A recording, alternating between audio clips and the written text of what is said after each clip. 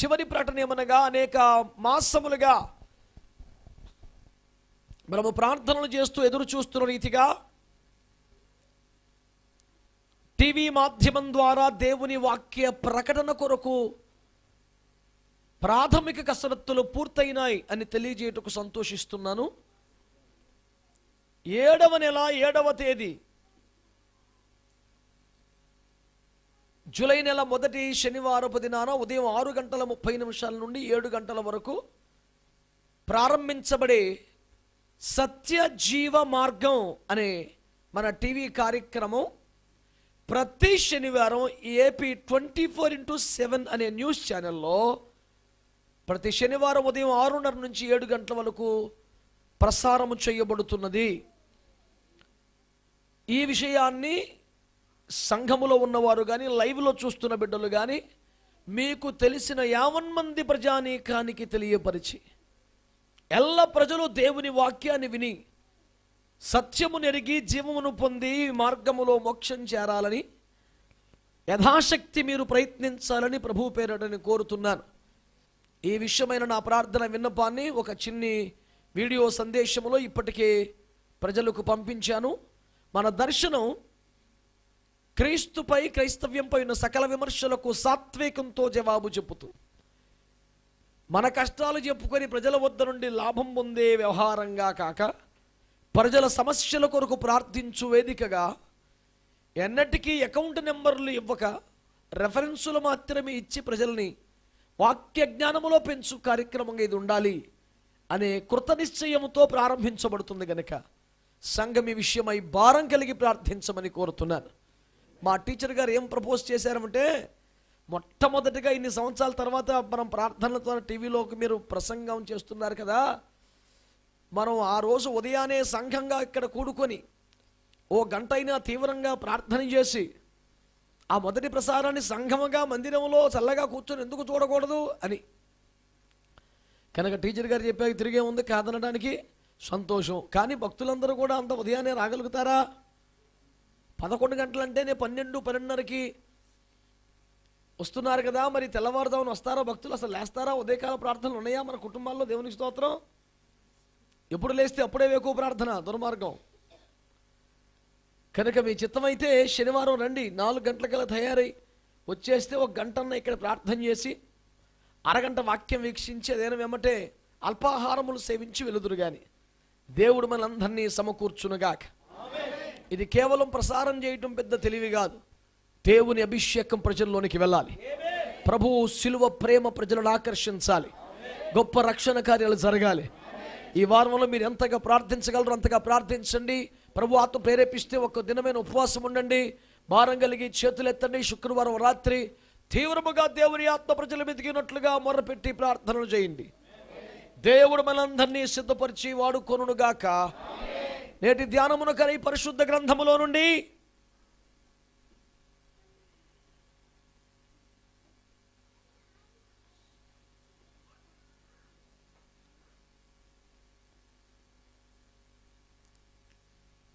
నిర్గమకాండము 25వ అధ్యాయము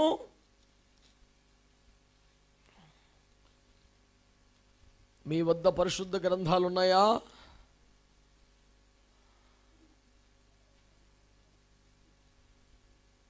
ముప్పయో వచనాన్ని చదవాలని ప్రభువు పేరట కోరుతున్నాను.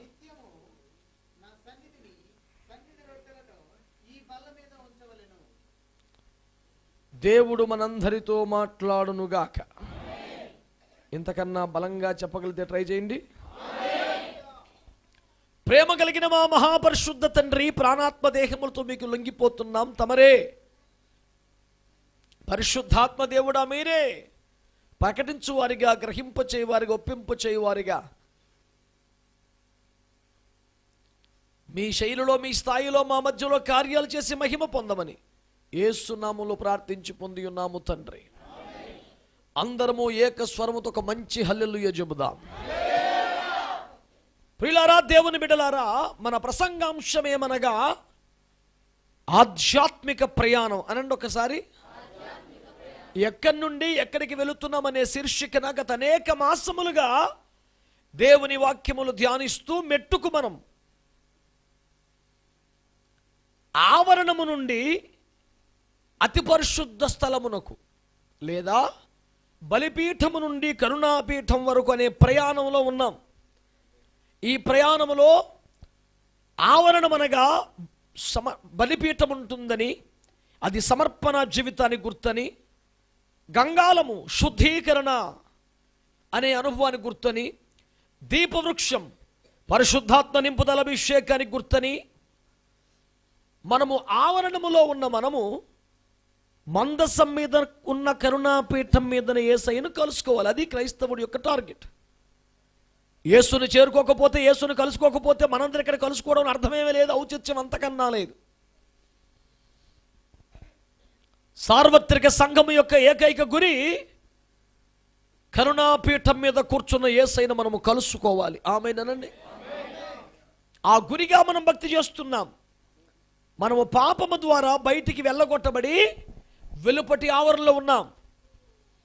మనము బలిపీఠం దగ్గర రాగలిగితే నెంబర్ 1 సమర్పణ జీవితం, నెంబర్ 2 శుద్ధీకరణ అనుభవం, నెంబర్ 3 పరిశుద్ధాత్మ నింపుదల, నెంబర్ 4 బల్ల సహవాస అనుభవాలు, నెంబర్ 5 ధూపవేదిక ప్రార్థనా జీవితం, నెంబర్ 6 ఇవన్నీ పైకప్పు ద్వారా నియంత్రించబడుట. అలా అయితే నెంబర్ 7 కరుణాపీఠం మీద యేసయ్యను మనం కలుసుకుంటాం.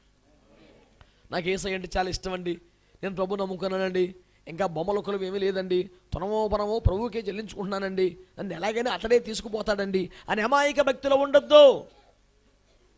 ఆయన కరుణాపీఠం మీద కూర్చొని చేతులు చాపి ఉన్నాడు. ఒక్కొక్కడుగు ముందుకేస్తూ బలిపీఠమును దాటి అనగా సమర్పణ అనుభవం కలిగి, సమర్పణలో 7 అనుభవాలు మీకు చెప్పాను నేను. రెండవది శుద్ధీకరణలో 7 అనుభవాలు చెప్పాను. దీపవృక్షములో అనేక అనుభవాలు మీతో మాట్లాడాం. ఇప్పుడు మనము బల్ల సహవాసపు అనుభవాన్ని ధ్యానిస్తున్నాం. ఈ సందేశము ప్రభువుకు మరింత దగ్గరగుటకు దేవుడు సహాయముగా మనకి వాడుకొనుగాక. బిడ్డలారా, ఈ సముఖపు రొట్టెల బల్ల లేదా సన్నిధి రొట్టెల బల్ల అనే అనుభవాన్ని మనం చూడగలిగితే ఇది ఎందుకు సహవాసానికి సాదృశ్యముగా చెప్పబడుతుంది అంటే, బల్ల అనేది, సహవాసం అనేది క్రైస్తవ జీవితంలో ఎంత కీలకమో మీరు గమనించాల. బల్లలో పాలు పొందుట గురించి కొరింథీ పత్రికలో పౌలయ్య గారు మాట్లాడుతూ, నీవు దేవుని బల్లలో చెయ్యి ఉంచి మళ్ళీ దయ్యముల బల్లలో చెయ్యి పెట్టగలవా అంటూ, దేవునితోనూ దయ్యములతోనూ సాంగత్యం చేయలేవు కదా అంటూ మాట్లాడడం ద్వారా, మనము బల్లలో చేయి పెట్టడం ద్వారా లేదా ప్రభు బలలో పాలు పొందడం ద్వారా లేదా సహవాసములో చేరుట ద్వారా దేవునితో సాంగత్యమునకు ఎదుగుచున్నాము అనే పాఠాన్ని పౌలు గారు చెప్పకనే చెప్పారు. అందుచేత ఇది సహవాసానికి సాదృశ్యంగా బోధించబడుతుంది. నన్ను చూస్తూ ఈ మాటలు శ్రద్ధగా మీరు వినాలి. పాఠం ఏమిటంటే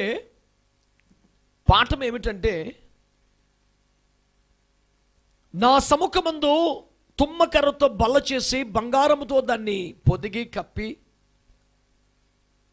ఒక సేరు గోధుమ పిండితో 1 రొట్టె చొప్పున 12 రొట్టెలు చేసి 6 రొట్టెలు ఒక దొంతరగా 6 రొట్టెలు ఒక దొంతరగా నా సన్నిధిలో నిత్యము ఉంచవలెను అన్నాడు. ఎందుచేత మీరు 12 రొట్టెలే చేయమన్నారు అని అడిగితే, దానికి ప్రభువారి ఎక్స్ప్లెనేషన్ ఏమిటంటే, ఇశ్రాయేలులకు మీరు 12 గోత్రాలే కదా అని. అంటే ఇప్పుడు రొట్టెలు 12 ఎందుకు ఉండాలి అనే దానికి ప్రభు ఎక్స్ప్లెనేషన్ ఏంటంటే, మీరు 12 గోత్రాలు కనుక అంటే ఒక గోత్రం ఒక రొట్టెగా చూపిస్తున్నాడు. అంటే అక్కడ ఉన్న ఒక రొట్టె దేన్ని పోలుస్తోంది? ఒక గోత్రానికి పోలిక. అంటే గోత్రం అంటే ప్రజలా కాదా? ఇశ్రాయేలులా కాదా? దేవుని బిడ్డలా కాదా?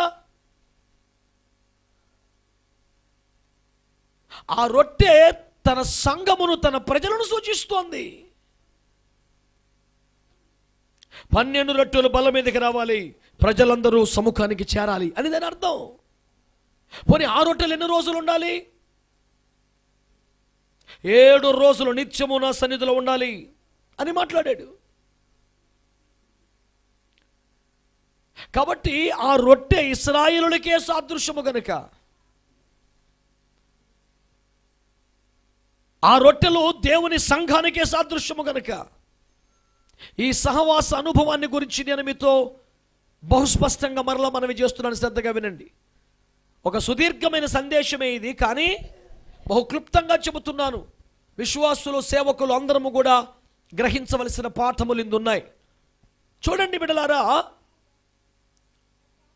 పదే పదే వాక్యాలు చదివే అక్కర లేకుండా మీరు ఎరిగిన వారే గనుక నన్ను చూస్తూ ఈ మాటలు వినండి. ఇప్పుడు రొట్టెలు తయారవ్వాలంటే గోధుమ పిండి కావాలి. గోధుమ పిండి కావాలి అంటే గోధుమలు ఎక్కడ దొరుకుతాయి? పొలములో ఉంటాయి. అందుకనే మత్తయి సువార్తలో ప్రభువు మాట్లాడుతూ పొలము లోకము దానిలో నుంచి ఈ పంటను సువార్తికుడు తీసుకొని రావాలి. నా మాటలు శ్రద్ధగా వినండి బిడ్డలారా. ఎవాంజలిస్టిక్ మినిస్ట్రీ అని, ఎవాంజలికల్ గ్రూప్స్ అని, ఎవాంజలికల్ మూమెంట్ అని, ప్యాస్టరల్ మినిస్ట్రీ అని, అపోస్టాలిక్ మూమెంట్ అని, ప్రొఫెటిక్ మినిస్ట్రీ అని, ఈ పరిచర్యలన్నీ ఎంతో అద్భుతమైన దైవిక జ్ఞానముతో, ప్రణాళికతో దేవుడు సంఘానికి వరముగా అనుగ్రహించాడు. ఎవరికి తోచినట్టు, ఎవరికి నచ్చిన పేరు వారు పెట్టుకొని చేసుకునేది కాదు. దేవుని పిలుపు మేరకు చేయాల్సిన మహిమ కలిగిన సేవలో భాగాలు అవన్నీను.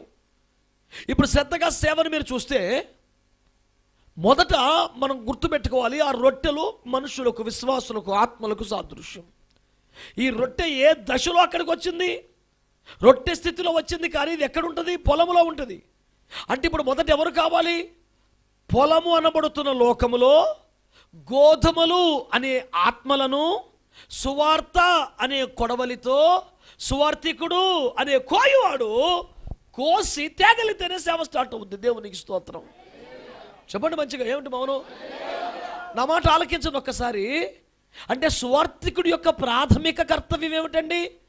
లోకమనే పొలములో నుంచి దేవుని సన్నిధికి రావలసిన ప్రశస్తమైన ఆత్మలను తన సువార్త అను కొడవలితో సువార్తికుడు అనే కోయివాడు లోకములో నుంచి వారిని కోసి, లోకముతో ఉన్న సంబంధాలు తెంచి, లోకముతో ఉన్న మూలాలు తెంచి, దాన్ని పూర్తిగా కట్ చేసి దేవుని రాజ్యం అనే కొట్లలోనికి, సంఘములోనికి ఆత్మలు అనే ప్రశస్తమైన గింజలను చేర్చాలి. ఇది సువార్తికుని బాధ్యత. ఈ మాట ఎందుకు ఇంత గట్టిగా నేను చెప్పాల్సి వస్తుంది అంటే, సువార్త పేరు మీద నేడు జరుగుతున్నది ఇది కాదు గనుక. I very sorry to say that. సువార్త పేరు మీద నేడు జరుగుతున్నది ఇది కాదు. సువార్త అంటే ఎంత అద్భుతమైన డెఫినేషన్. సు అంటే మంచి, వార్త అంటే న్యూస్. మంచి మాట చెప్తే సువార్త. ఎంత సింపుల్ అయిపోయిందండి. అది ఏదో మంచి మాట మాత్రమైతే, నేను మీకు ప్రకటించిన ఈ సువార్త కాక వేరొక సువార్తను మేము కానీ పరలోకమును దిగి వచ్చిన ఒక దేవదూత చెప్పిన అట్టివాడు శాపగ్రస్తుడైపోయిన గాక అన్నంత పెద్ద పదం గలతీ 1:6 పౌలయ్య గారు ఎందుకు వాడాలి? పరలోకము నుండి దిగి వచ్చిన దేవదూత అయినా వాడు శాపగ్రస్తుడైపోవాలి. అంత పెద్ద మాట ఎందుకు వాడాలండి? సువార్త అంటే కేవలం మంచి మాట అయితే దానికి పిలుపెందుకు? దానికి అభిషేకం ఎందుకు? ఎవరు పడతాడు 4 మంచి మాటలు చెప్పలేడు భూమి మీద?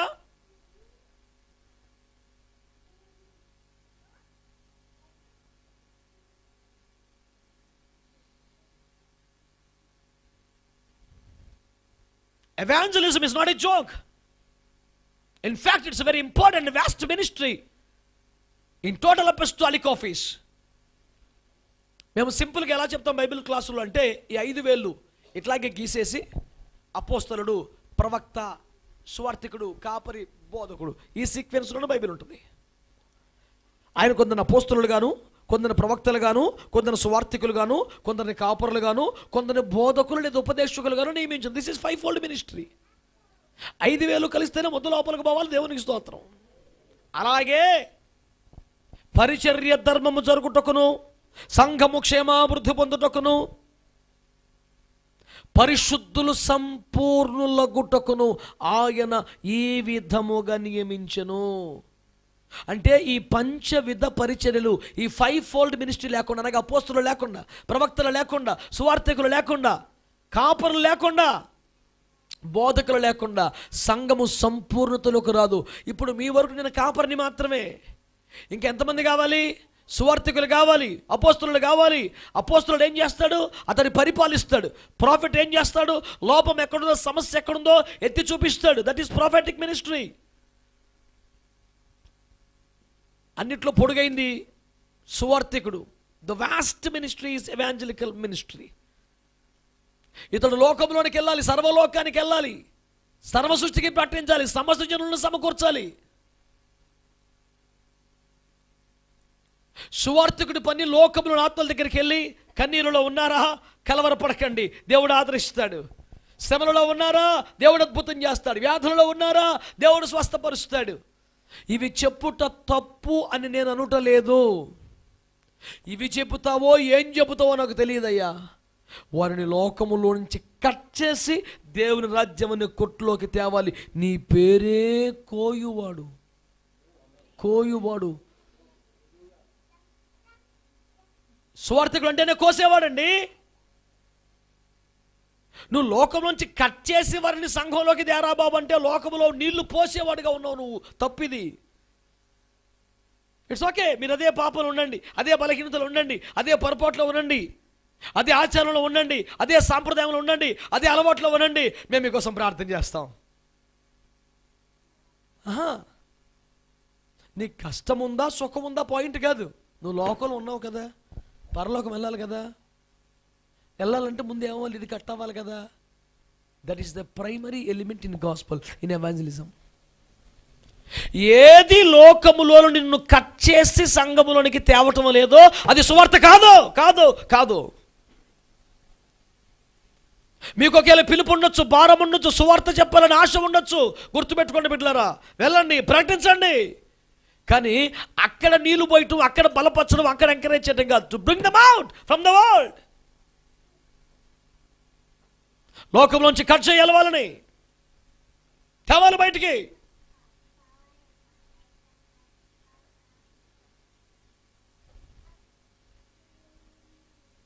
కంత సముఖపు రొట్టె అనే అనుభవంలో, ఈ బల్ల అనే అనుభవంలో మీకు ఒక 7 మాటలు చెప్తాను. అందులో మొదటి మాట కోయబడాలి అనండి. చెప్పండి. ఆ చెట్టు కోయబడి దాని గింజలన్నీ చక్కగా ఎక్కడికి రావాలి? దేవుని రాజ్యం అనే కొట్లోనికి రావాలి.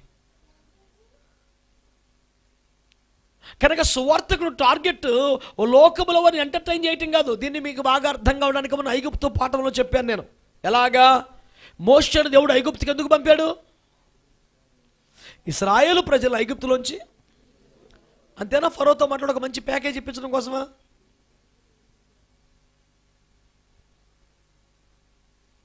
అయ్యో ప్రజలారా కలవరపడకండి, నేను ఫరోతో మాట్లాడి గోషను రాష్ట్రం ఏంటి, దాని పక్క రాష్ట్రం కూడా మనకు వచ్చేలా చూస్తాను, మీకందరికి కూడా డబుల్ బెడ్రూమ్ ఫ్లాట్స్ వచ్చేలా నేను మాట్లాడతాను, మీకు మినిమం శాలరీ ఫిక్స్ చేసేలా నేను ఫరోతో మాట్లాడతాను. ఐగుప్తులో కంఫర్ట్స్ ఇవ్వటం మోషే మినిస్ట్రీ కాదు. ఎట్లాగైనా సరే ఫరోతో పోరాడైనా సరే, సముద్రాలు దాటించైనా సరే వాగ్దాన దేశం చేర్చాలి. అది మోషే యొక్క మిషన్. మన సువార్తికుడు చేసే పని అదే కదా. లోకములో వారు సుఖముగా బ్రతుకున్నట్లుగా ఆనంద జీవనం కొరకు విజయానికి 7 మెట్లు, ఆనందానికి 6 సూత్రాలు, ఇది కాదండి.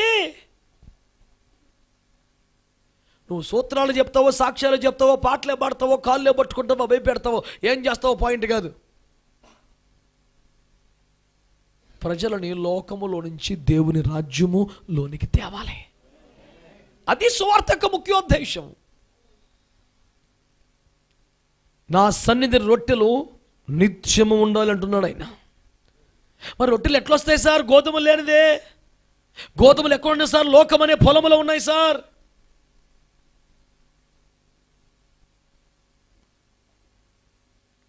మీ వరకు మీరు ఆలోచించండి. లోకములో మీ మూలాలు తెగిపోయినాయా పూర్తిగా? లోకముతో మీ సంబంధాలు పూర్తిగా కట్ అయినాయా? మీరు పూర్తిగా లోకమనే పొలములో నుంచి దేవుని రాజ్యం అనే కొట్టులోనికి వచ్చేసారా? ఒక గింజ పొలములోనూ కొట్టులోనూ ఉండగలదా? ఇప్పుడు నీవే గోధుమ గింజవైతే, నీవే గోధుమ గింజవైతే యథార్థంగా సాక్ష్యం చెప్పు, నువ్వు దేవుని రాజ్యం అనే కొట్లో ఉన్నావా లేక లోకం అనే పొలంలో ఉన్నావా? అట్లెట్లా సార్? అట్లెట్లా కూడా ఉంటాను సార్? అవ్వదు సార్. క్రీస్తు ప్రభువారు తను గోధుమ గింజతో పోల్చుకున్న మాట మర్చిపోయావా? గోధుమ గింజ చావకపోతే ఒంటిగానే ఉంటుందిగా. నేను చనిపోతే, నేను మరణానుభవాల్లోకి వెళితే, నేను సిలువైబడితే విస్తారముగా ఫలిస్తాను. ఏ క్రైస్తవుడు ఈ మరణానుభవానికి రాడో, సిలువ అనుభవానికి రాడో, వాడు ఎప్పటికీ ఒక్కడిగానే ఉంటాడు. లోక విషయమే, పాపం విషయమే అప్పుడు చనిపోతాడో, ఎప్పుడైతే బాప్తిస్మం ద్వారా పునరుత్థాన అనుభవంలోకి వస్తాడో, పౌలపోస్తుల వలె పునరుత్థాన బలమును పొందు నిమిత్తం క్రీస్తు శ్రమలలో పాలివాడగుట ఎట్టిదో అనే ప్రయాసతో భక్తి చేస్తాడో అతడు అనేక మంది అవుతాడు. నువ్వు ఇన్ని అద్భుతాలు చేస్తావు, ఎంత గొప్ప దేవుడు, నువ్వు ఏమన్నా చేసేయగలవు, పాపాలు క్షమించేసావు కూడా ఆల్రెడీ. ఆ పాపాత్తులు వస్తే క్షమించేసావు, పక్షపాతం ఉండి నీ పాపాలు క్షమించాలన్నావు, మళ్ళీ ఎందుకు అనవసరం చచ్చిపోవడం? నువ్వు ఈ ఒక్క మాట, మా మాట వినయ్యా, నువ్వు చచ్చిపోవద్దయ్యా అని చిన్నపిల్లలాగా పేచి పెడుతున్నారు శిష్యులు. ప్రభు అంటాడు, నాయన గోధుమ గింజ చావకపోతే ఒక్కటిగానే ఉంటుందిరా, పాతిపెడి చచ్చిపోద్ది, మొలకొస్తుంది, చాలా గింజలు కాస్తాయి. గింజలాగుంటే ఎట్లా నానా? నా ప్రశ్నకు మీరు జవాబు చెప్పండి. మీరు ఇప్పుడు లోకములో ఉన్న గింజ, సంఘములో ఉన్న గింజ? ఆలోచించి చెప్పడానికి ఐఏఎస్ క్వశ్చన్ కాదు, మీ అడ్రస్ ఇది. మనస్సాక్షి గుచ్చుకోనివ్వండి, బాధపడండి, తప్పులేదు, పశ్చాత్తపడాలి ప్రభు సన్నిధిలో. నువ్వు కోయబడాలి లోకంలోంచి, ఆ రూట్స్ కనెక్షన్స్ అన్ని కట్ అయిపోవాలి.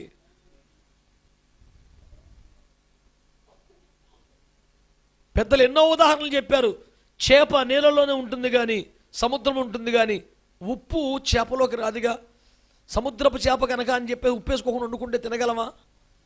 ఉప్పు నీళ్ళలో ఉంటుంది కానీ ఉప్పు తనలోకి రాదు. ఇలాంటి ఉదాహరణలు చెప్పారు. పడవ నీళ్ళలో ఉంటుంది కానీ నీళ్లు పడవలో ఉండకూడదు, మునిగిపోతుంది. అట్లాగే మనం లోకములో ఉండాలి కానీ లోకం మనలో ఉండకూడదు. ఆ సంబంధాలు, కనెక్షన్స్ అని కట్ అయిపోవాలి. తుమ్మ చెట్లు నరకబడితేనే మందసం అవుద్ది, తుమ్మ చెట్టు నరకబడితేనే బల్ల అవుద్ది. నరకబడాలి, చెక్కబడాలి, కోయబడాలి, మేకులకు బిగించబడాలి. చివరికి బొత్తిగా దాని నైజమేది కనబడకుండా బంగారములో, దైవత్వములో, దైవిక స్వభావాలలో దాచబడాలి. లేకపోతే అది మందిరములో ఉపకరణం అవ్వదుగా. నీ ఆలయములో ఉన్నవన్నీ నీకే ప్రభావం అనుచున్నవి. ఎందుకు అనుచున్నవి? వాటికి లోకములో కనెక్షన్లు తెగిపోయినాయి కనుక. యెహెజ్కేలు 16లో ఏమన్నాడు? నీ జనన విధమును చూడగా నువ్వు జన్మించున్నాడు, నీ నాభి సూత్రము కోయబడలేదు, నువ్వు శుద్ధి చేయబడి నుండి రక్తము కడగబడలేదు, నీకు ఉప్పు రాయలేదు, బట్ట చుట్టలేదు, రక్తములో పొరలాడుచుండగా దిగి వచ్చి జాలిపడి ఇవన్నీ నేను చేశాను నీకు. అంటే యేసు చేసిన కార్యాలు ఒక కార్యం ఏంటి? నాభి సూత్రం కోయబడుట. గర్భములో ఉండగా అదే నీకు ఆధారం, అదే నీకు పోషణ, అదే నీకు ఆహారానికి సోర్స్. కానీ బయటకు వచ్చిన తర్వాత నీ ఒక వ్యక్తిగత సొంత జీవితం బ్రతకాలంటే నాభి సూత్రముగా అయిపోవాలి. ఈ లోకములో మరి లోక పద్ధతులను మనం వచ్చా కదండి, లోకంలో ఉన్నాం కదా. నిజమేనండి, కాదని ఎవరన్నారండి? అయినంత మాత్రం అంతవరకు లోకముతో అంటగాగుతావా? నువ్వు ప్రత్యేకించబడవా? లోకముతో నీ సంబంధాలు తెంపివేయబడవా? యెషయా గ్రంథం 5వ అధ్యాయములో భక్తిహీనత అను త్రాడుతో లోకమును, పాపమును లాగుకుని వాడికి శ్రమ. కట్ చేయి. నాభి సూత్రము కోయబడాలి, గోధుమ పంట కోయబడాలి.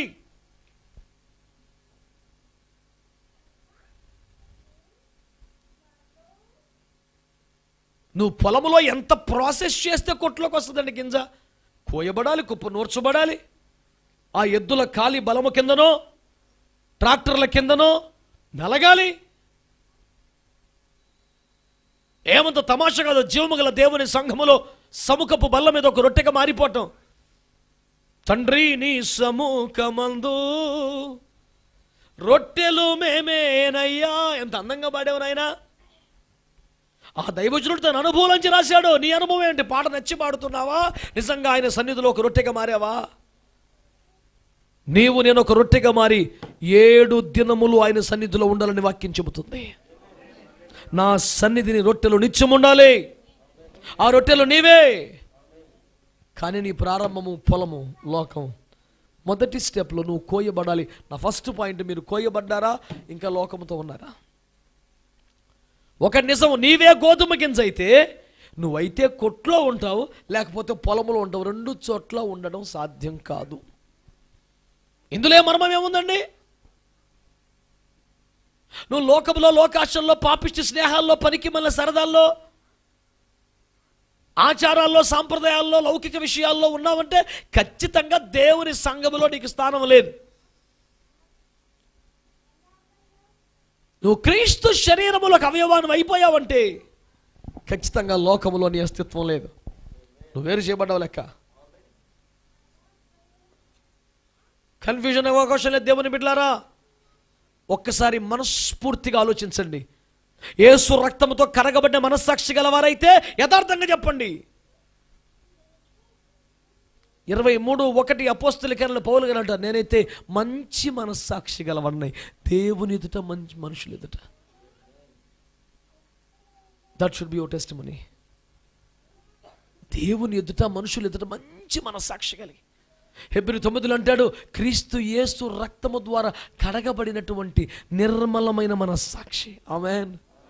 ఆ మాట నాకు చాలా ఇష్టం, చాలా ఇష్టం.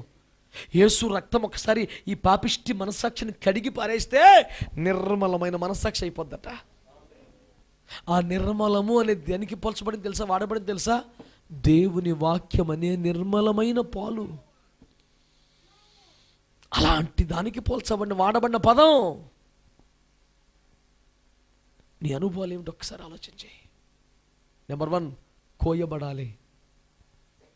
నెంబర్ 2, దేవునికి స్తోత్రం చెప్పండి. హల్లెలూయా. కూర్చబడాలి అనండి. ఎక్కడికి? ఎక్కడికి? సంఘం అనే కొట్టులోని కదండి. ఈ ఒక్క మాట చెప్పనివ్వండి, సంఘము అని దేన్ని అంటారు? ఎన్నో కార్మిక సంఘాలు ఉన్నాయి, ఎన్నో కుల సంఘాలు ఉన్నాయి, రకరకాల సంఘాలు ఉన్నాయి భూమి మీద. మరి చర్చ్ అనేది కూడా ఒక ఆర్గనైజేషనా? సంఘం అంటే ఏంటి మరి?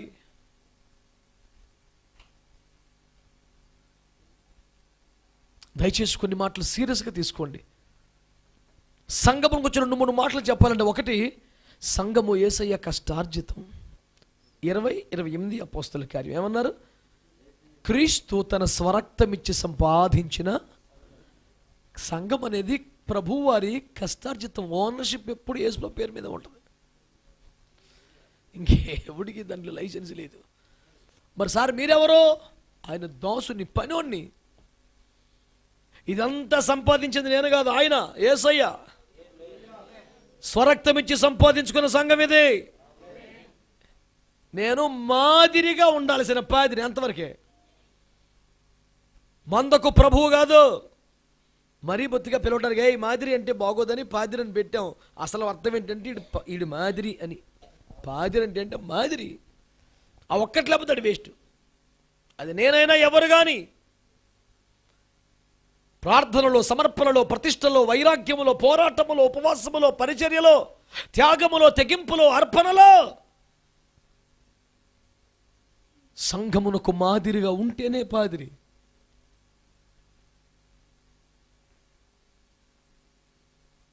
దైవజనుడు గొప్పే కాదనటం లేదు, కానీ సింపుల్ లైఫ్. ఏం కావాలి తెలుసండి? దైవ సేవకుల ప్రార్థన 1 చివరి వచ్చిన ఏమన్నాడండి? నా కుడి చేతిలో నక్షత్రం అన్నాడు. ఆయన కుడి చేతిలో 7 నక్షత్రాలు ఉన్నాయి, అవి సంఘానికి దూతలు అన్నాడు. అంటే నక్షత్రాలు సేవకులు. ఎంత ఆయన కుడి చేతి నక్షత్రం అంటే ఎంత గొప్ప ఘనత. కానీ అక్కడే ఉంది పాయింట్. ఆయన తెరిస్తే ప్రకాశం, మూస్తే చీకటి. ఏం లేదు, ఎక్కువ ఆశపడతాకేం లేదు. కరెక్ట్గా ఉంటే ప్రకాశింపజేస్తాడు, తేడా వస్తే మూసేస్తాడు. కనుమరుగైపోవటమే పెద్ద విషయమేం కాదు సేవకుడు. కనుక స్పృహ కలిగి మాట్లాడుతున్నా నా తోటి దైవజనులతో ఈ పూట మనం ప్రకాశించచ్చు. ఆయన కృప, ఆయన మహింపరిచినంతకాలం మన ప్రకాశం ఉంటుంది, లేకపోతే మూసేస్తాడు, ఏముండదు. ఈరోజున గమనించాలి బిడ్డలారా, దేవుని సంఘములో కూర్చబడాలి. మీరు గుర్తుపెట్టుకోండి మాట. ఎక్కడో దగ్గరికి చేరిపోతే సుఖం లేదు. సంఘం అంటే ఏంటి? సంఘం అనేది నెంబర్ 1. ఎఫెసీ 1:23 ఆయన శరీరము. సంఘం అనేది ఒక శరీరం, ఆయన శరీరం.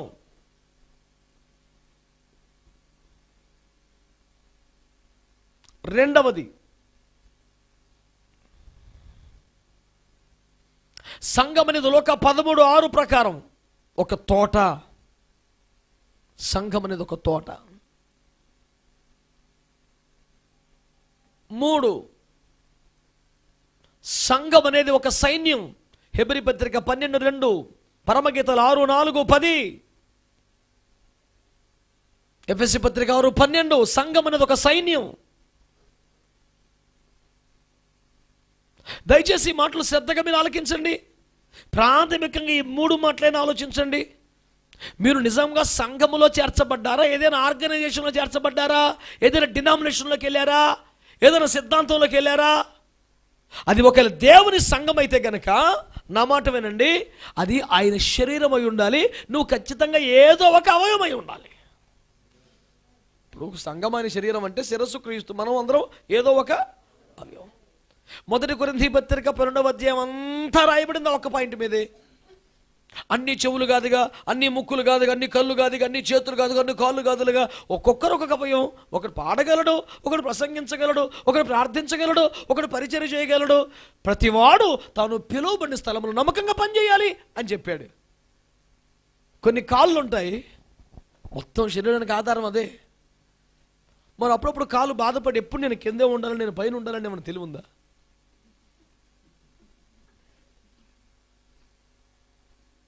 24 గంటలు 5 నిమిషాలు శీర్షాసనం వేస్తే ఆరోగ్యమే.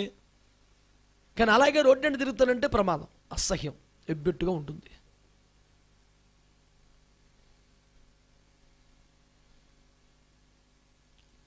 నేను అడుగుతున్నాను, మేము సంఘములో ఉన్నామనే అవగాహన మీకుంటే మీరు ఏ అవయవమో మీకు అర్థమైందా కనీసం? మేము ఏ అవయవం కాదు సార్, ఆయా అవయవాలను పరికించు ప్రేక్షకులం. క్రికెట్ మ్యాచ్ చూసినట్టు వచ్చి చూసి వెళ్ళిపోతాం చర్చి. నా మనవి, మాకు ప్రేక్షకులు అక్కర్లేదు, మీరు సెలవు తీసుకోవచ్చు. మాకెందుకు ప్రేక్షకులు? మేము ఆడుతున్నాం ఆట చూడడానికి, మీరు వచ్చి. క్రీస్తు అనే శరీరములో మేము చేర్చబడ్డాం. తెగిపడిపోయిన అవయం, నరకబడ్డ అవయం, ఆయన మమ్మల్ని అంటుకట్టాడు, తీసుకొచ్చి మళ్ళీ జాగ్రత్తగా జత చేశాడు మమ్మల్ని. మెల్లిమెల్లిగా నరాలు, రక్తం మళ్ళీ ప్రవహిస్తూ మళ్ళీ జీవం వచ్చేసింది. సిలువ ప్రేమతో, రక్షణ ద్వారా మేము మళ్ళీ కనెక్ట్ అయిపోయాం. మాలోకి మెల్లిమెల్లిగా జీవం ప్రవహిస్తుంది. ఇప్పుడు అదే రక్తం, అదే ఆత్మ మాలోకి వచ్చేసింది. ఒక్క శరీరంలో మేము జత చేయబడిపోయాం.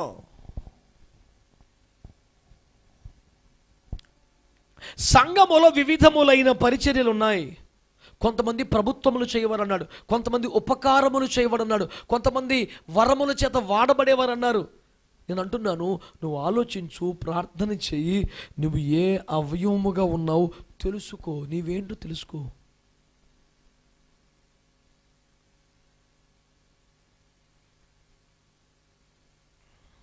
You must know and have your identity in Christ. నువ్వు అసలు ఏమై ఉన్నావు క్రీస్తులో నీకు తెలియొద్దా?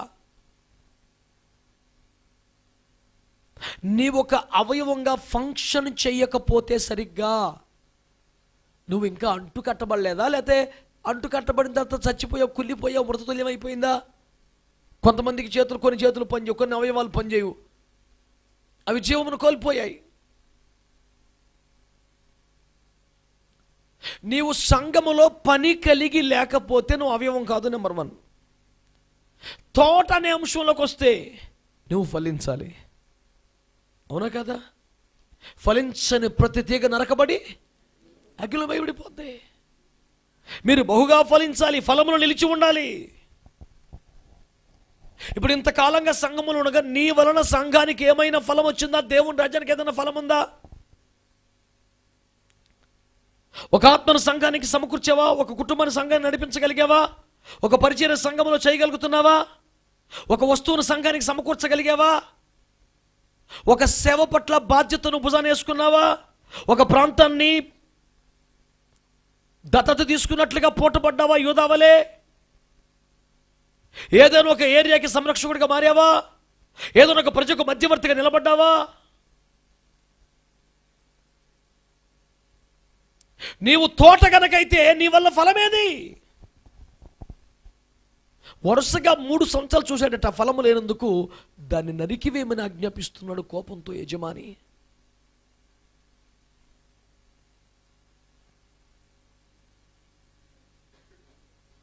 దయచేసి శ్రద్ధగా ఈ మాటలు ఆలకించండి. 3వది, సంఘం ఒక సైన్యం అనుకున్నాం. సంఘమే ఒక సైన్యం అయితే నువ్వు ఎలాంటి పాత్ర పోషిస్తున్నావు? నీకు ఆయుధాలు ఉన్నాయా? అసలు నువ్వు సైనికుడివేనా?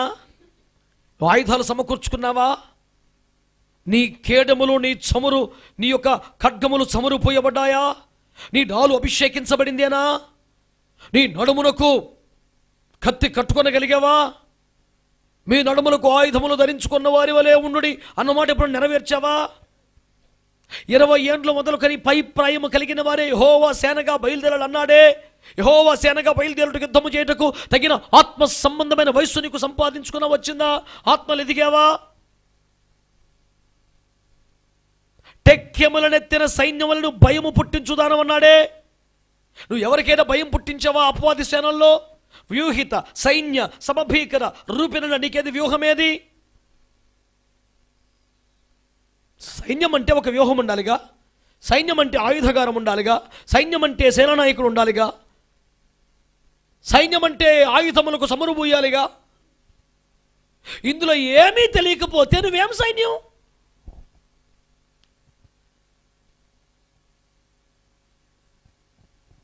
క్రీస్తు యేసు ఒక మంచి సైనికుని వలె అంటూ హెచ్చరిక చేయబడుతున్నాడు తిమోతి గారు పౌలయ్య గారి ద్వారా.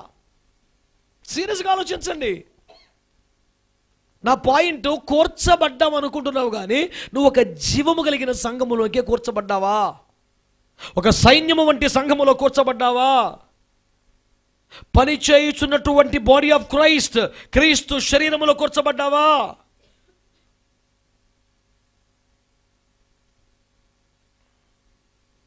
యుద్ధము చేయొచ్చు పోరాడుతున్న ఒక సైన్యములో ఉన్నావా నీవు? దేంతో పోరాడాలి సంఘం?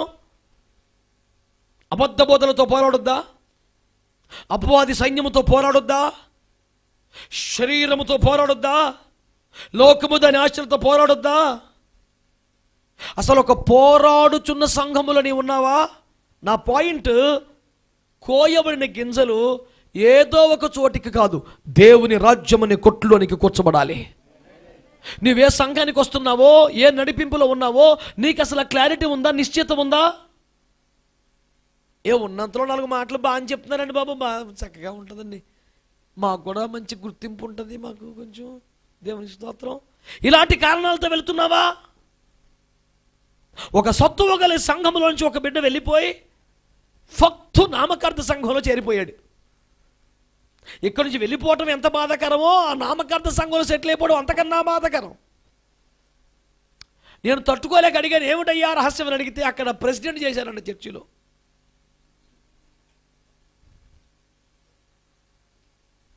ఓ కుర్చీ నిండా ఫెవికాయలు పోసి కూర్చోబెట్టారు మనోడిని. ఆనందంగా కూర్చున్నాడంతే. లోతు మనస్తత్వం అదేగా. సొదొమ లోతుకు నచ్చలేదు. సొదొమ ఏమాత్రం మనసుకు ఇష్టం కాలేదు. రోజు నీతిగల మనసు నొప్పించుకుంటూ ఉన్నాడు. కానీ సొదొమను వదిలిపెట్టే కారణం ఏంటంటే అక్కడ తీర్పులు చెప్పే పెద్దరికి స్థానం దొరికింది. అక్కడ ఆత్మీయ అనుభవం లేకపోయినా, అబ్రహాం గుడారంలో యెహోవా ప్రత్యక్షలు ఉండి అక్కడ లేకపోయినా, బలిపీఠం లేకపోయినా, సైనికుల తయారీ లేకపోయినా, ఆత్మీయ పోరాటం లేకపోయినా, మెల్కిసెదెకు సందర్శనం లేకపోయినా, యెహోవా వాక్యం రాకపోయినా, నడుస్తున్న అగ్ని జ్వాల ఖండించబడ్డ కలేబర మధ్యలో తిరగకపోయినా, ఓకే, ఈ అనుభవాలు ఏమీ లేకపోయినా, I can still stay at Sodom and Gomorrah because I have got a post here.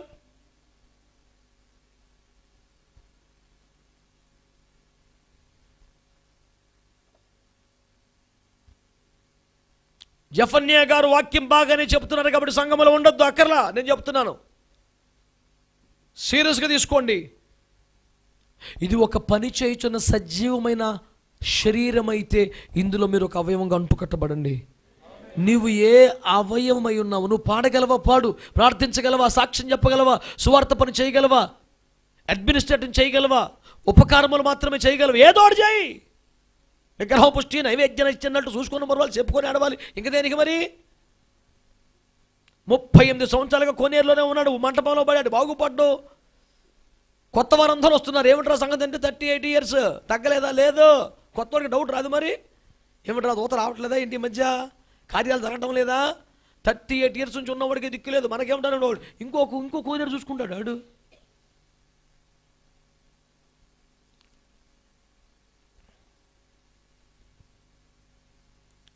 నీకు ఒక సజీవ సాక్ష్యం అవ్వాలి. నేను చూస్తే ప్రజలు దేవుని దగ్గర రావాలనిపించాలి. వాళ్ళు నాకు సూచనగా ఉందురన్న వాగ్దానం నీ పట్ల నెరవేరాలి. స్తుతించు ప్రభువుని మంచిగా. ఆమేన్, హల్లెలూయా. 1 కోయబడాలి. 2 ఎక్కడికి? సంఘమనగా ఒక శరీరం, సంఘమనగా తోట, సంఘమనగా సైన్యం.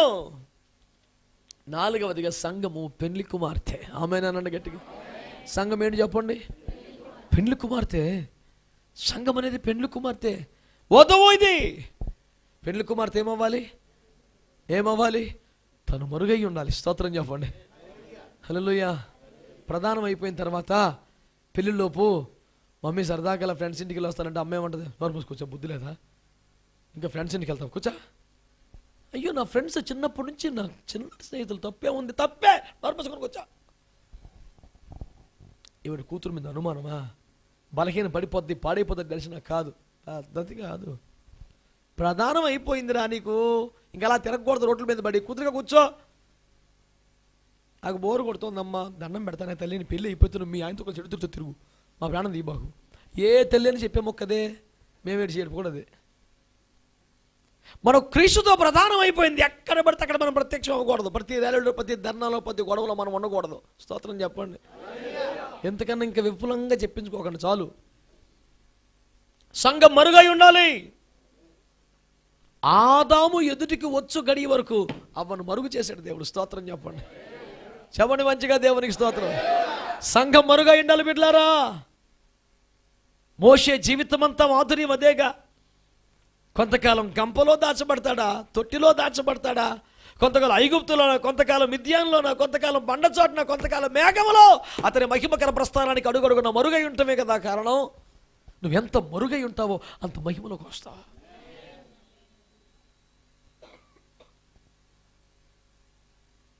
ప్రధానము చేయబడ్డ పెండ్లి కుమార్తె ఎట్లుండాలి సార్?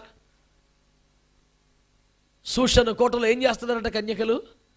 6 మాసాలు శుద్ధీకరణ, 6 మాసాల అలంకరణ. ఇంకో పని ఏమి లేదు సార్. ఎందుకు తింటున్నామే? తిండి రాజు ఎదుట చక్కగా కనపడాలి. తిండికి కూడా కారణం అదే. ఏమిటి పొద్దుగూకల స్నానమేనా? అవును మరి. 6 మాసాలు శుద్ధీకరణ రాజుకు నచ్చొద్దు. సకల చర్యలు రాజును మెప్పించుట కొరకే.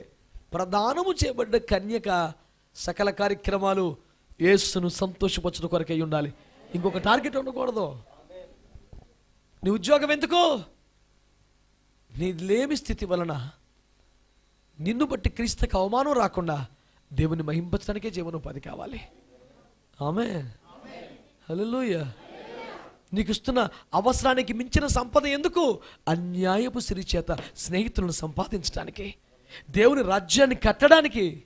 ఒక మాట చెప్పన బిడ్డలారా, సంఘం అంటే సహకారం ఎంత గొప్పదంటే అంటాను. పౌలు గారు సేవ చేశారు, బాగుంది. ఆ రోజు నిశ్చయంగా పౌలు చంపేసేవాళ్ళే. శిష్యులు ఏం చేశారు? గంపలో కూర్చోబెట్టి తాడు కట్టి ఆ మహాప్రాకారం అవతలకి జాగ్రత్తగా దించారు. నేను అంటాను, తాడు లాగేవారు లేకపోతే పౌలు మరొక ప్రాంతంలో సేవ చేయగలిగేవాడు కాదు.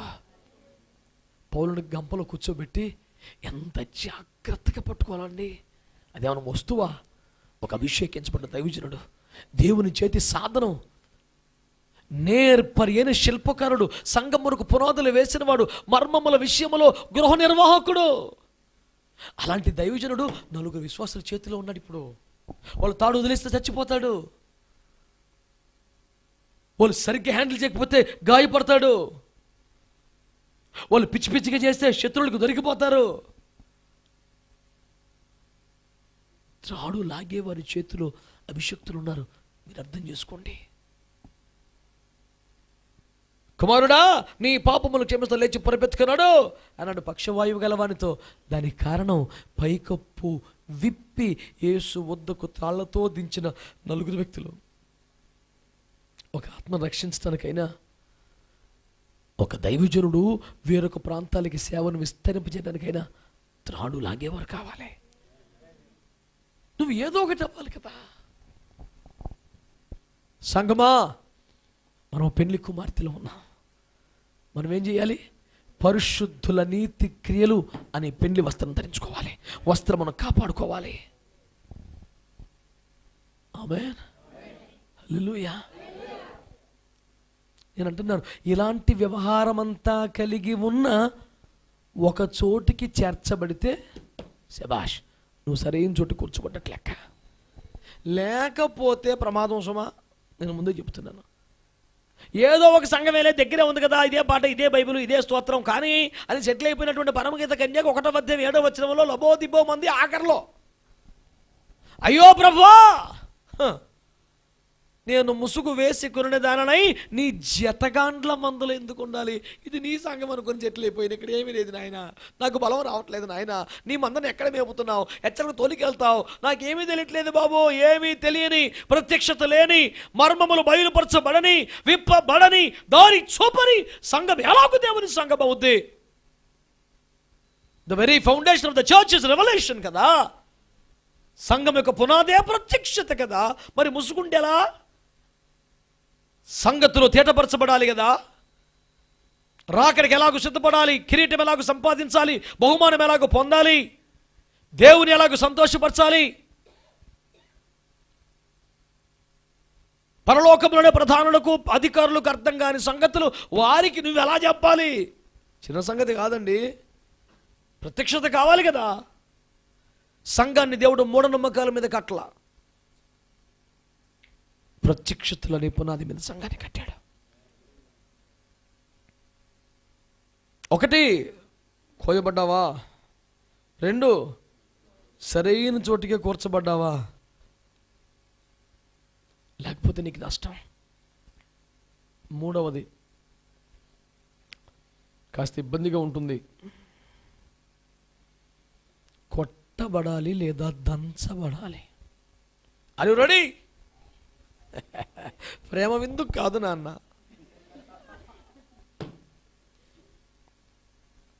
ఇప్పుడు గింజలన్నీ తీసుకొచ్చాం, దేవునికి స్తోత్రం, కొట్లో పోసాం. ఇక రొట్టె చేయాలరా అన్నప్పుడు ఏం చేయాలి? కొన్ని గింజలు తీసుకొచ్చి రోట్లో వేసి దంచాలి కదా. దాని పేరే కదా ఉపదేశం. మరి దేవునికి స్తోత్రం. ఇలా పోటేయి కానీ గింజలన్నీ బుద్ధిగా లోపలే ఉంటాయండి, కొన్ని నీరు బయటకు వస్తాయి. అప్పుడు పోటేసే వాళ్ళు ఏం చేస్తారు? పోని అనుకుంటారా? నేను అస్సలే అనుకోను. జాగ్రత్తగా చేతులొడ్డు పెట్టి ఒక్కొక్క గింజ. కొన్ని కొర్రమైన చేపలు ఉంటాయి, దొరకవు, చేతికి జారుతూ ఉంటాయి, వదిలే ప్రసక్తే లేదు. దేవునికి స్తోత్రం. పోటే కానీ గింజలన్నీ నలిగిపోతాయి, అప్పగించుకుంటే రోటకి అన్నీ రోకటి కిందకు వస్తాయటండి. అమ్మ, కొన్ని గింజలు మహా తెలివైన గింజలు ఎట్ట తప్పుకుంటాయి. ఆడు పోటీకి మాత్రం దొరకడం. కోయబడతాడు, కూర్చబడతాడు, కొట్టబడి అనుభవానికి మాత్రం ఆయనను దేవుని మహాకృపలో కొట్టువాడిని మీకు అప్పగించాడు దేవుడు. తప్పదు నాన్న, మీకు తెలియకుండా దేవునికి స్తోత్రం. మీరు ఊహించని గడియలో పద్ధతిగా రోట్లో వేసి రక్తం ఇచ్చి, కొన్ని ఎగిరి బయటకు వచ్చేవి, కొన్ని ఎగరవు, అక్కడే చాటుకుంటాయి. వాటిని ఏం చేయాలి తెలుసా? రోకలు ఒకసారి ఆ రోలంతా కదిపి చూస్తే ఆ ఎడ్జులు దక్కులండి, గింజలాగే ఉంటుంది, ఎంత గొట్టు. అప్పుడు ఏం చేయాలి? వాటిని అన్ని సెంటర్లోకి తెచ్చి జాగ్రత్తగా, ఇప్పుడు తప్పించుకొనుచున్న గింజలారా మీకును సమయం కలదు. ఇందులో సందేహం లేదు. ఎందుకు చెబుతున్నాండి బిడ్డలారా, మనం మన ఆకారాన్ని కోల్పోవాలి. నేను, నాది, ఇవి ఉంటాయి కదా, ఈ పవలు మొత్తం మహిమగల దేవుడి పరిశుద్ధ స్థలములో సముఖపు రొట్టె బల్ల మీద ఒక రొట్టెగా మారడం అంటే చిన్న సంగతి అండి. వెలుపట్టి ఆవరణలో ఉన్నవారు, త్రోసివేయబడ్డవారు, ఎరికో త్రోవలో పడి ఉన్నవారు, దొంగల చేతిలో చిక్కిన వారు, వస్త్రమును కోల్పోయిన వారు, రక్త పడుగులో పడి ఉన్నవాళ్ళు, అలాంటి మనం ఆయన సముఖపు బల్ల మీద ఒక రొట్టెగా నిత్యం ఉండడం చిన్న సంగత?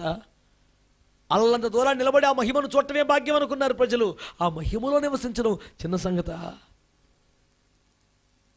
ప్రజలందరూ చూస్తున్నారు. ఏమని? అమ్మో, యెహోవా మహిమ. అందరూ చూస్తున్నారు. గుడారం మీదకి వచ్చేసింది. యెహోవా వించేసి ఉన్నాడు. అమ్మోయ్, ఈ స్థలము భయంకరం, నిశ్చయముగా యెహోవా ఇక్కడ ఉన్నాడు. ఓకే, ఈ అందరూ బయట నిలబడి చెప్పే అద్భుత సాక్షి. ఇప్పుడు ఎవరు కావాలి? దూరాన నిలబడి గుడారం మీద మహిమను చూస్తున్న వాడి సాక్ష్యమా, లేక సాక్ష్యపు మందసము ఎదుట నిత్యమైన మహిమను చూస్తూ బల్ల మీద ఉండగలిగిన ధన్య జీవితమా? నువ్వెక్కడుంటావు?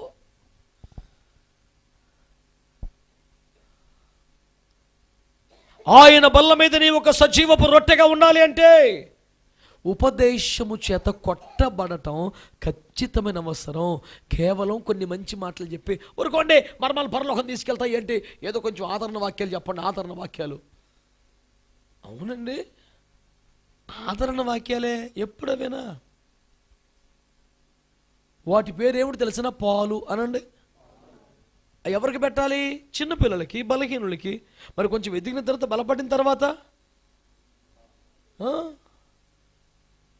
బలమైన ఆహారం అని తెలుగులో అన్నాడే, ఇంగ్లీష్లో చక్కగా ఫ్లెష్ మీట్ అని రాశాడు. స్తోత్రం. మీ ముఖములలో ఆనంద కారణం ఏమిటి?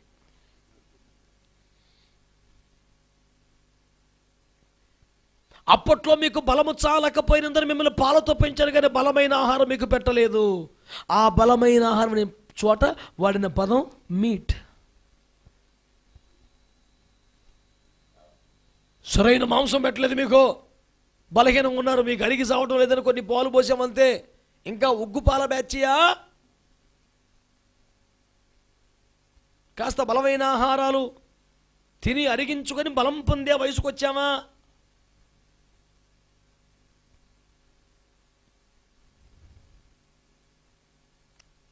ఎప్పుడు ఆదరణ. ప్రభువుని దీవిస్తాడు, నీ కుటుంబాన్ని కాపాడుతాడు, నీ బిడ్డలను ఆశీర్వదిస్తాడు.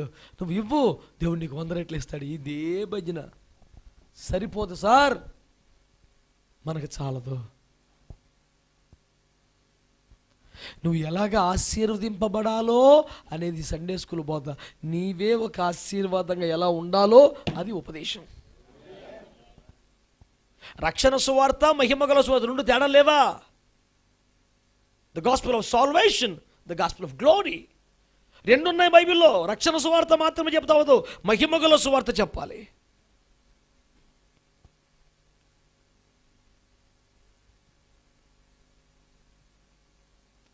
ఈ రోజున దేవుని వాక్యం ద్వారా ప్రభు నీతో మాట్లాడుతున్నాడు.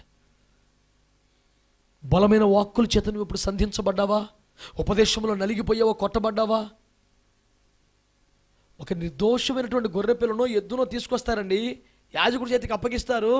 దానికి మచ్చ కానీ, కొరుకుడు కానీ, పుండు కానీ, స్రావం కానీ ఏమీ లేదు. బలిజర్పణకి అంగీకారం అయినదే. ఓకే, దాన్ని ఏం చేయాలి మరి? బలిపీఠం పెట్టిన తర్వాత మొదట దాన్ని తల నరికేయాలి. ఇప్పుడు ఆ బలి పశువు నువ్వేగా, అర్పణగా వచ్చేది నువ్వేగా. అంటే నీ తలంపులు, నీ ఆలోచన, నీ జ్ఞానం మొదట కట్ చేయాలి. ఆ ప్లేస్లో క్రీస్తు తలంపులు, క్రీస్తు జ్ఞానం, క్రీస్తు ఆలోచన, క్రీస్తు నడిపింపు రావాలి. చర్మము తీసివేయబడాలి. ఈ రంగు మేము ఫలానా, మాది అది, ఇది మొత్తం పోవాలి. నేను చెప్పనా? ఎర్ర పెయ్యి అయినా కొయ్యబడాలి, నల్లావైనా కొయ్యబడాలి.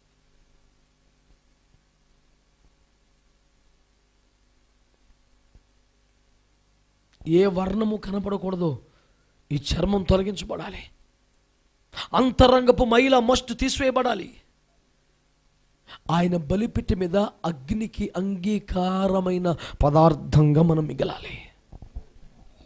తల నరకబడకపోతే, చర్మం తీయబడకపోతే, పేగులు చెత్త పాడవేయబడకపోతే అగ్ని వచ్చేస్తుందా? అగ్ని రాకపోతే అర్పణ అంగీకరించబడ్డట్టు కాదు కదా. మరి నువ్వు నరకబడకపోతే, కోయబడకపోతే, కొట్టబడకపోతే నీలో దాగి ఉన్న అంతరంగ బలహీనతలు ఎట్లా బయటకు వస్తాయి? సామెతలు ఏమంటాడు?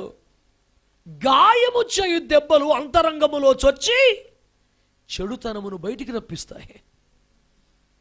సరైన దెబ్బలు తగిలితేనే ఇప్పుడు సంపూర్ణ సేవకు సమర్పించుకునే బిడ్డలను వచ్చి రాగానే మేము బాత్రూమ్ లెటర్ల దగ్గర డ్యూటీ చేసేస్తాం. ఫస్ట్ శుభ్రం లెటర్లు మొత్తం కడిగండి రబ్బాయి అంట.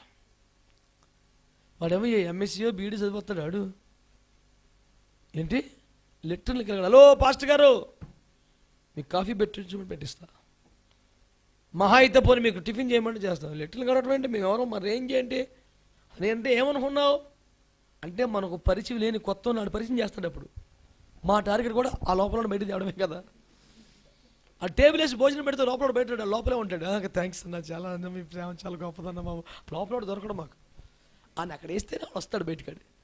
ఆయన చంపేస్తాం, ఈయన బతకనిస్తాం. దేవుని స్తోత్రం. అప్పుడు పాస్టర్ అవుతాడు రేపు పొద్దున్న. Inner man has to come out. ఆయన బయట తేవద్దు. వాడిని పొగిడితే బయటాడు. నీకు బుద్ధి ఉందా, సిగ్గుందా? ఒక 10 సార్లు 20 సార్లు 30 సార్లు కూడా బీపీ వస్తుంది. ఏంటంటే అసలు చూస్తున్నాను మిమ్మల్ని నేనంటే ఏంటి తెలుసా మీకు? తెలుసుకోవాలండి నాన్న, రా బయటిదా. తల నరకపోతే కోయబడకపోతే ఏమిటా శోధన? దేవునికి స్తోత్రం కలుగునుగాక. హల్లెలూయా.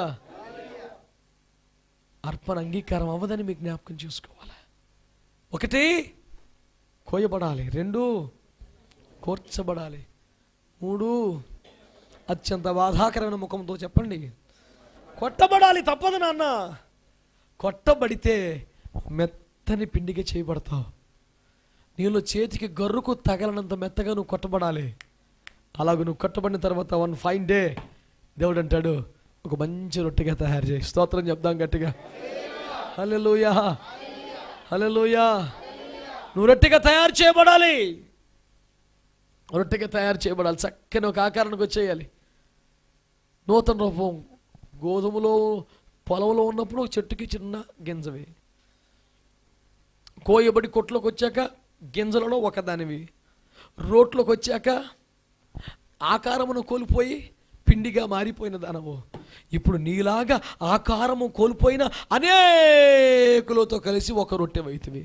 అది ఒక సంఘం అంటే. ఎన్ని గింజలు కలిస్తే ఒక రొట్టె అవ్వాలా? సేరు గోధుమలతో ఒక రొట్టె చేయమన్నాడు. సేరు గోధుమలు అంటే ఇంచుమించు కేజీ పైన గోధుమలు అంటే ఎన్ని కంకులు రాలవాలా?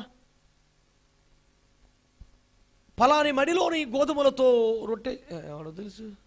అది ఏమడో గింజలన్నీ తీసుకొచ్చాం, లారీతో తీసుకొచ్చాం, కొట్లో పోసేసాం. అది పై మడ, మెరక మడ, కింద మడ మనకు సంబంధం లేదు. అంటే మేమంటే పలానా బ్రదర్. వద్దు బ్రదర్. గింజలు పిండి పిండి కొట్టి పారేయటమే దేవునికి స్తోత్రం. ఇంకా నీ ఐడెంటిటీ మర్చిపో. నీ ఐడెంటిటీ యేసయ్య మాత్రమే.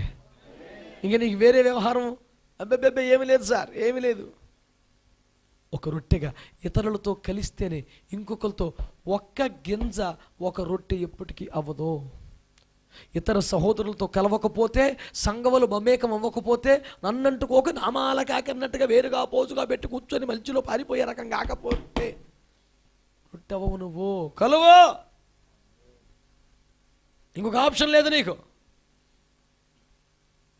సరైన సంఘంలోనికి రావాలని చోటుకు వస్తే వాడు అలాగనే కలిపేస్తాడు. దేవునికి స్తోత్రం. స్తోత్రం చెప్పండి గట్టిగా. హల్లెలూయా, హల్లెలూయా.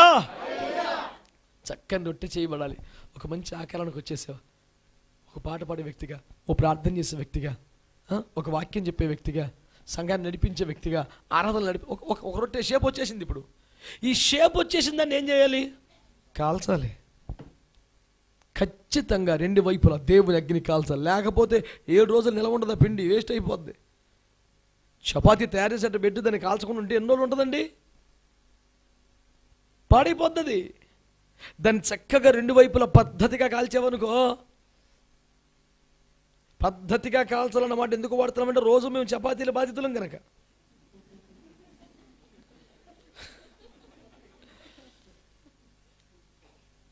ఎన్ని దేశాలు దాటినా ఈ బాధలు తప్పట్లేదు నాకు.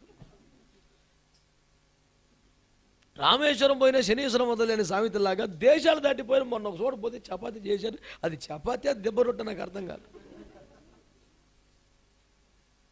ఎంత ఉందండి బాబు, ఏంటంటే చపాతీ ఏం చేయాలి? మీ ముందర పెట్టిన తినుడి. సరే ప్రభువా ఏసుదాతే. మళ్ళీ దానికి ఉపకారమైన స్టేట్మెంట్ ఇవ్వండి. అయ్యగారు మీకు నచ్చకపోతే వదిలేయండి. మళ్ళీ ఇదోటి.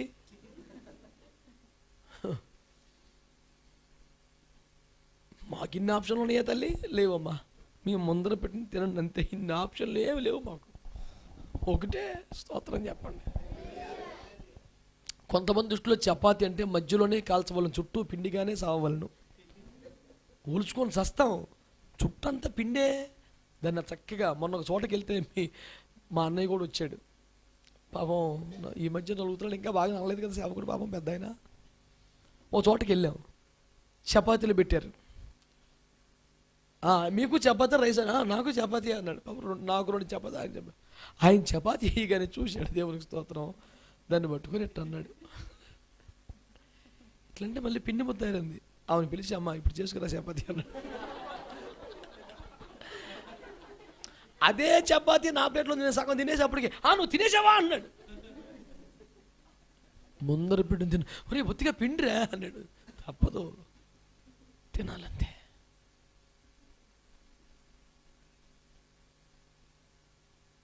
ఎందుకు చెప్తానంటే, సేవకుడు ఎవడు కానీ, నువ్వు ఒక పాట పాడే వ్యక్తివైనా, ప్రార్థన చేసే వ్యక్తివైనా, పరిచయం చేసే వ్యక్తివైనా, నువ్వు సరిగ్గా కాల్చబడకపోతే నువ్వు ఎవడికి అరగవు, ఎవడికి ఆహారంగా మారు, ఎవడికి ఆరోగ్యం రాదు నీ వల్ల. నువ్వు సరిగ్గా తయారవ్వకుండా, నీ మీద ఒక బలమైన అభిషేకం రాకపోతే, దేవుని అగ్ని చేత సరిగ్గా కాల్చబడకపోతే, నువ్వు జనముల ఆకలి తీర్చు జీవపు రొట్టెగా మారలేవు. నీ వలన ఎవడు బలము పొందడు.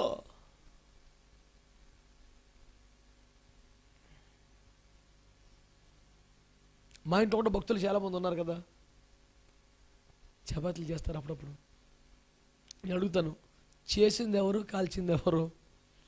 ఎందుకంటే మాకు అందరం జనం లేక మాకు మ్యాన్ పవర్ ఎక్కువైపోయి బాధలా ఉంది మాకు. వీళ్ళు ఓటాలు వేసుకుంటారు, పోటీ నేను చేయాలి. ఓకే, చేసిన దాంట్లో విషయం ఉండాలి, కాల్చిన దాంట్లో విషయం ఉండాలి, లేకపోతే ఇక మాకు స్తోత్రం సిలువే. ఏం చేస్తాం? నేను ఎందుకు ఈ సువార్త మీకు చెప్తున్నానంటే, నేను తినే రొట్టెల గురించి కాదు, మనము జనములు ఆకలి తీర్చు జీవపు రొట్టెగా మార్చబడవలసిన క్రైస్తవులం. అంతగా మనం సరిగ్గా కాల్చబడాలి. మనలో ఇంకా పచ్చి ఉండకూడదు. దాన్ని స్విచ్ ఆఫ్ చేస్తాం రాదా మనకి? సైలెంట్లో పెడతాం కూడా రాదా? కానీ దాన్ని సందాయిత్తం వచ్చా, పోనీ సంతోషంగా తీసుకుంటాం. దేవునికి స్తోత్రం కలుగునగా. కానుకలు పట్టేశారు నానా. కుటుంబరావు గారు మనల్ని ప్రేమించి సెల్ ఫోన్ ఇవ్వబోతున్నారు. దేవునికి స్తోత్రం. పెద్ద ఆయన మనసు పెద్దది, ఇచ్చేస్తారు, ఏం పర్లేదు. కాబట్టి నేను చెప్తున్న సువార్త సరిగా కాల్చబడాలి. స్తోత్రం చెప్పండి. కాల్చబడ్డాక ఏమాలి చెప్పండి? 7 రోజులు బల్ల మీద ఉండాలంట. అమ్మ చెప్పండి నాన్న, మనం సేవలో ఎన్ని రోజులు అందుబాటులో ఉండాలి? సంఘానికి ఎన్ని రోజులు అందుబాటులో ఉండాలి? సేవకు ఎన్ని రోజులు అందుబాటులో ఉండాలి? ఆదివారమే రాలేం 11 గంటలకి, 7 రోజులు వెళ్ళాలి పాస్టర్ గారు. 7 రోజులు ఉండాలి నాన్న. ఇప్పుడు చెప్పండి, శనివారం వస్తారు రేపు, ఏమి ఆ దరహాసం? దేవునికి స్తోత్రం కలుగునుగాక. హల్లెలూయా. రాత్రి 11 దాకా 12 దాకా దుప్పటి కింద సెల్ ఫోన్ పెట్టి పాపిష్టి కోతలో రాత్రులు రాసే పాపిష్టి బతుకులకి తెల్లారలేగదాం. ఈ దరిద్రం అంతా కొంతమందికి. ప్రారంభంలో టౌన్షిప్లు ఉండే రోజుల్లో ఒక సేవకుడు మా దగ్గరికి వచ్చాడు. ఆడికప్పుడు 1100 నోకే ఫోను. దుప్పట్లో పెట్టి టుకు టుకు టుకు టుకు టుకు నొక్కేస్తున్నాడు. అది శబ్దం వస్తుంది బయటికి, టక టక టక టక, ఎలక తలుపు కొట్టినట్టు వస్తుంది శబ్దం. ఎక్కడ వస్తుంది శబ్దం? లైట్లు నడిపి ఎక్కడ లేవు, ఎతికి ఎతికి ఎతికి వాళ్ళ రూమ్లోకి వస్తే వస్తుంది శబ్దం. ఒక్కసారిగా దుప్పటి ఎట్టబట్టి లాగితే కొడతా ఉన్నాడు మెసేజ్. వాడికి బలంగా ట్రీట్మెంట్ ఇచ్చి ఆ ఫోన్ తొలగించి, ఈరోజు పిల్లలు చచ్చిపోవాలంటే మనం పెద్దగా విషయం ఇచ్చేయక్కర్లేదండి, ఫోన్ లాగే చచ్చిపోతారు పిల్లలు. మాంత్రికుడు ప్రాణం చిలకలో ఉన్నట్టు దుర్మార్గం ఈనాటి పాపిష్టి తరం అలా తయారైందండి. మన జీవం యేసులో మూట కట్టబడి ఉండాలా? ఈ దరిద్ర వస్తువులు కాదు, సరిగ్గా కాల్చబడాలి. దేవునికి స్తోత్రం కలుగునగా. 7 రోజులు బల్ల మీద ఉండాలి. స్తోత్రం చెప్పండి. 7 రోజులు ఉన్న తర్వాత రొట్టె భవితం ఏంటి సార్? యాజకుడు వాటిని తినవలను. 7 రోజుల తర్వాత దేవుని బిడ్డలారా, సేవకులకి ఎంత కఠినమైన పని చెప్పాడు తెలుసండి. రాత్రంతా నిద్రపోకుండా నూనె తీస్తా దీపం కోసుకుంటూ ఉండాలంట. ఉదయాస్తమయంలో రొట్టెలు సవరిస్తూ ఉండాలట. 7 రోజులు పొద్దున్న ఈ రొట్టె ఇటు మార్చి ఇది ఎండిపోతుంది, దాన్ని కింద పెట్టి ఆ రొట్టె పైన పెట్టి జరిగిపోతుంది ఇటు పెట్టి ఇవన్నీ 7 రోజులు ఉన్న తర్వాత 7 రోజులు అయిపోయింది, 8వ రోజు రొట్టె తినాలి పాస్టర్. యాజకుడు తిండేది. అంటే మీకు ఎందుకు ఈ మాటలు చెప్తున్నానంటే, ఒక శ్రేష్టమైన ఆహారం, తాజా ఆహారం, మంచి మంచి ఇవన్నీ కాదు. సేవకుడు ఆలయంలో పడి ఉండాలి. సాయంకాలం మొదలుకొని ఉదయం వరకు దీపమును సవరిస్తూ ఉండాలి. ఉదయం మొదలుకొని సాయంత్రం వరకు రొట్టెలు సవరిస్తూ ఉండాలి. అక్కడ ఉండాలి సేవకుడు, అంతే అతని పని అది. అతని యాజక వంతు పూర్తయ్యేదాకా ఇంకొక ప్రపంచం ఉండకూడదు.